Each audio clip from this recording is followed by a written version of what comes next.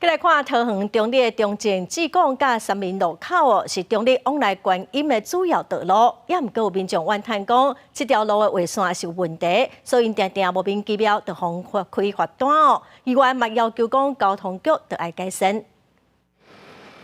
车来来去去伫中立区志广路、中正路甲三民路这个交叉路口，做划线设计不良，经过的车定定底线互开罚单。今年累积到4月底，警方已经开出233件罚单，引发民怨向议员陈情，批评政府是咧抢钱、挖坑，互过路人跳。红绿灯设计跟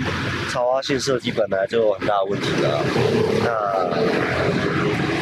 我觉得这是政府在抢钱。因为路面有一些微波度，所以会造成驾驶人视线上不易察觉分向槽划线，因此很容易误踩雷区，压线而行。这个罚单限制路口是中立来回观音甲国道1号交流道的主要路口，车按照正常来行，除了的底线违规，也可能因为无设计驶入去对向的车道来违反交通法规。议员谢美英批评，这就是一定会对罚单限制，要求交通局改善。黄草湾线来做一个缩小的一个动作。那另外呢，再增加三民路左转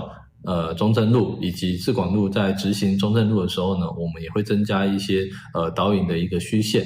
针对路口罚单的限制，交通局表示，这个交叉路口因过有真侪交通事故，因安尼执行道路的改善工程，画做划线，目的是为着让各方向来车均向，避免车相路。不过也坦白讲，标线的设计有疏失，会针对做划线的行，有安怎提来建议改善的方案。记者综合报道。